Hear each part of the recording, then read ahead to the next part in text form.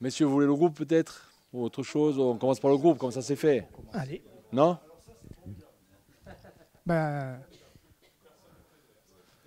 coach, Ah ouais? bonjour du coup, et si Bonjour. vous pouvez nous Bonjour. annoncer le groupe qui va être présent demain à Metz. Voilà. Donc le groupe Placide Fabry, Ménadier, Harris, Bonnert, Guevara, Acuesson, Ronca, Vincent Maggiotti et Toga, Ducrot, Janet qui fait son retour, Rodriguez, Tom, Tramoni qui fait sa première, Boutra, Bianchini. Blessé malheureusement le petit Cissé sur l'entraînement d'hier, il a une alerte musculaire. Le petit Oulay qui s'est fait mal mardi. Et on a Doumé Guidi en reprise qui reprendra avec le groupe tranquillement la semaine prochaine.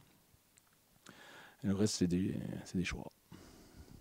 Coach, Bastia débute sa campagne de Ligue 2 par un match extérieur comme la saison passée face à un ancien pensionnaire de Ligue 1. Quel mot vous avez eu auprès de votre groupe sur cette fin de préparation et justement sur cette échéance qui vient demain pour ce première journée de Ligue 2? Le mot, les mots sont les mêmes depuis le départ. On se prépare pour faire la meilleure saison possible. On travaille dur, on les fait travailler dur. Donc, mais ils savent pourquoi. On veut être performant dès ce premier match. Après, c'est un très bon premier match dans un beau stade contre une belle équipe et ça nous permettra de savoir où on en est à ce moment-ci de la saison. Voilà, comme je l'ai dit précédemment, ça sera un point de départ tout simplement. Vous parliez justement de cette préparation. Le dernier match du côté d'Angers face à une Ligue 1 a débouché sur une victoire. Qu'avez-vous retenu de ce match au-delà du résultat, notamment par rapport à l'application des consignes que vous pouvez donner, par rapport à la philosophie de jeu que vous avez essayé d'installer au cours de ces semaines de préparation? J'ai été surpris positivement. Voilà, je ne pensais pas qu'on serait capable à ce moment-là de produire un match comme ça, notamment dans l'animation défensive. On a été vraiment très bien organisé, très généreux, on a récupéré beaucoup de ballons. C'est un match qui peut être référence au niveau de l'animation défensive. Voilà, je ne pensais pas qu'on serait prêt. Maintenant, c'est une autre histoire demain à Metz contre une animation différente. Mais si on garde les ingrédients d'engagement, de rigueur, mais aussi de maîtrise, on a tout pour faire un bon match demain. Votre prédécesseur, Christophe Vincent, a parlé d'une préparation comme il n'en a jamais connue, extrêmement difficile. C'est peut-être la vieillesse, ça.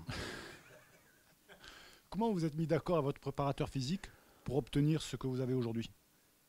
Non, moi, le préparateur physique, Jeannot Akakpo, c'est quelqu'un que je connais quand j'ai fait mon année au Cercle de Bruges. C'est quelqu'un qui est très exigeant. C'est quelqu'un qui a vraiment des idées fortes et qui me correspondent. On veut être dans l'intensité. On veut des joueurs capables de répéter les efforts à haute intensité.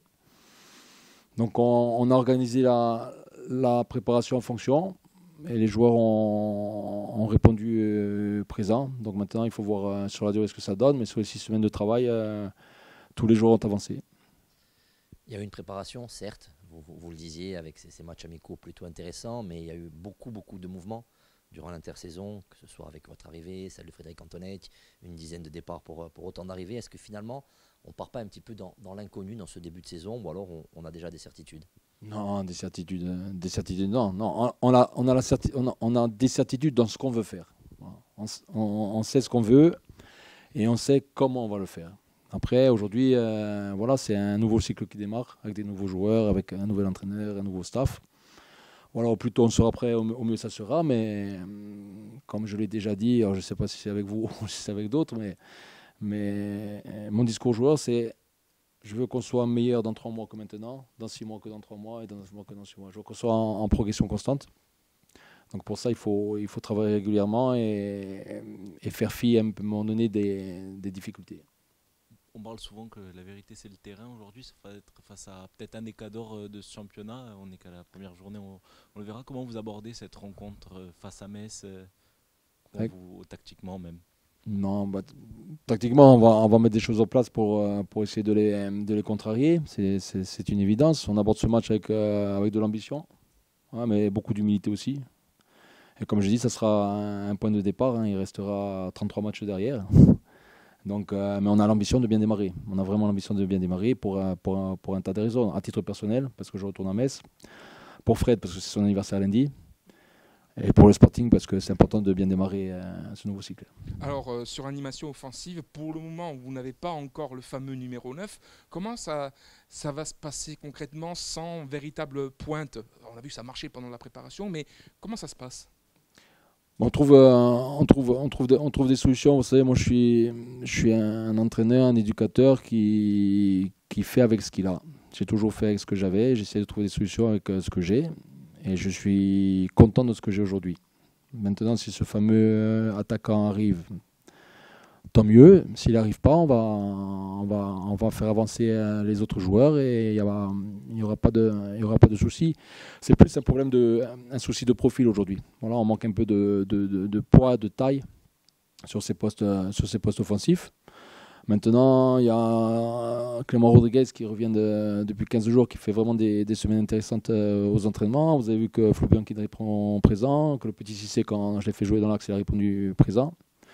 Et puis, il ne faut pas oublier aussi qu'on a recruté en dessous et qu'il y a des jeunes qui sont en attente avec le groupe de Manu. Donc, il faut bien réfléchir. Le joueur qui arrive doit nous apporter un plus, ou parce que c'est un joueur de niveau qu'on va utiliser tout de suite, ou parce que c'est un joueur avec un profil un peu différent de ce qu'on a.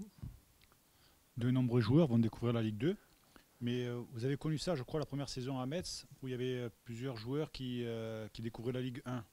Ouais. Vous appuyez sur quoi? Sur le rythme, c'est le plus important, ou c'est le mental qui est le plus important dans ces cas-là?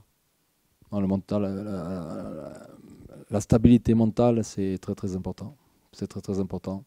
Après, c'est des joueurs qui vont se faire au fur et à mesure. Voilà, moi, j'ai pas de, comme je l'ai dit, on a pris des joueurs avec des qualités fortes, qui sont amenés, on espère, à évoluer un jour au plus haut niveau. Le plus haut niveau, c'est quoi? C'est la Ligue 1. On l'espère à moyen terme avec nous.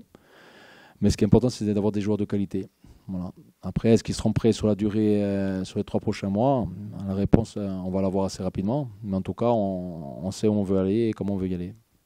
L'histoire a voulu que votre premier match sur un banc de Ligue 2 en tant qu'entraîneur principal se fasse à Metz, club que vous avez bien connu. Ça va être un match particulier pour vous? Ouais, c'est un match particulier parce que je vais revenir dans un stade que j'ai fréquenté 3 ans. 3 saisons, c'est long dans un même club. J'y ai vraiment trouvé des gens bien. J'ai toujours des contacts avec certaines personnes. C'est vraiment un bon club. Ça reste une tache noire pour nous, la descente la dernière année avec Fred. On l'a très mal vécu. Pardon. Par contre, j'y vais pas avec un esprit de revanche ou quoi que ce soit. Non, je suis très content d'aller dans ce stade-là. Je suis très content de revoir certaines personnes et je serais très content de revenir avec des points. Quand on sait l'émotion qu'il y avait eu en 2017 avec ce qui s'était passé et votre départ derrière, aujourd'hui, disputer votre premier match en tant qu'entraîneur de Ligue 2 sur le banc du Sporting, ça reste quelque chose de particulier pour vous? Ouais, je pense que ça sera surtout particulier vendredi prochain. Ça sera très très particulier. Voilà. Sincèrement, aujourd'hui, je ne me rends pas vraiment compte. Ouais, je suis absorbé par mon quotidien, je suis pris par le rythme. Les journées passent très vite, les semaines passent très vite. Mais c'est sûr que quand je vais venir là la première fois dans le vestiaire et que je vais rentrer dans ce stade, même s'il n'y aura pas la Est, même si apparemment il y a grève des supporters dans toute la France, c'est l'histoire de ma vie, ça. Il y a toujours, il y a toujours un problème quelque part. Mais non, ça sera... Ouais, je pense que ça va me faire drôle. Ouais, ça va me faire drôle. Ça va me faire très drôle. Alors, pour revenir au jeu et à l'effectif, vous avez évoqué ces jeunes qui sont entre le groupe pro et la réserve. Sur cette préparation, est-ce que vous avez eu des bonnes surprises, justement? Déjà, j'ai des bonnes surprises par rapport aux jeunes qui s'entraînent avec moi. Le petit Boumaoui, le petit Mazikou, le petit Oulay, qui est très très jeune. Après, eux sont très très jeunes et j'ai déjà beaucoup de jeunes. J'ai beaucoup de 2003, de 2004. Donc, non, je suis content de ce que j'ai aujourd'hui. Voilà. La difficulté, après, en championnat, c'est la fiabilité mentale sur la durée, tout simplement. Mais en termes de qualité intrinsèque aujourd'hui, en termes de travail, j'ai rien à reprocher. Sur une rencontre, est-ce que le fait d'avoir trop de jeunesse, des fois, ça peut pas être un défaut à certains postes? C'est sûr qu'à un moment donné, dans des stades pleins, où à un moment donné, on entend moins le staff, moins l'entraîneur, où il y a la gestion des émotions, des joueurs d'expérience, ça peut régler certains problèmes. Mais après, avec beaucoup plus de joueurs d'expérience, on doit jouer un peu différemment aussi. Voilà, nous, on va mettre beaucoup d'énergie, beaucoup de courses, beaucoup de rythme. Voilà, si on a que 2 joueurs d'autre temps, c'est un rythme différent, c'est un jeu différent. On a pris une voie, on s'y tient. Il y a des avantages dans un système, il y a des avantages dans le système. C'est pareil avec les joueurs d'expérience ou la jeunesse. Hein. À un moment donné, à moins d'être le Real de Madrid, le Barça et Manchester City, on fait des choix. Pour parler un peu mercato, vous aviez parlé effectivement de profil, celui numéro 9, on l'a évoqué auparavant, et aussi celui d'un défenseur. Est-ce que la baisse de moyens en Ligue 1 comme en Ligue 2 vous complique la tâche dans le sens où des joueurs qui pouvaient vous intéresser et qui sont dans les cordes du Sporting risquent d'intéresser d'autres clubs qui ont moins de moyens désormais? Est-ce que vous rencontrez ces difficultés? Je pense qu'on les rencontre moins que certains clubs. Pourquoi? Parce qu'avant on n'avait pas d'argent, donc maintenant on n'a toujours pas d'argent. pour faire bon, sans vouloir faire de résumé trop court, mais la réalité c'est là. Les clubs les plus impactés, c'est les clubs qui avaient beaucoup d'argent des droits télé. Nous on perd de l'argent, bien sûr. Hein, le président Ferrand dit la direction, et c'est de l'argent ce qu'on perd, mais à l'échelle pour nous c'est moins problématique. À ce jour, nous, ça nous a pas bloqué sur ce qu'on voulait faire. Il y a d'autres joueurs on était sur d'autres joueurs, Fred vous l'a dit, ils sont partis sur d'autres projets où il y avait plus de moyens, mais on n'en aurait pas eu plus si on avait eu les droits télé comme convenu. Donc l'histoire du Sporting aujourd'hui, c'est toujours ça, on fait avec ce qu'on a et il faut faire bien avec ce qu'on a. Question sur le calendrier, jouer le vendredi, ça vous inspire, vous?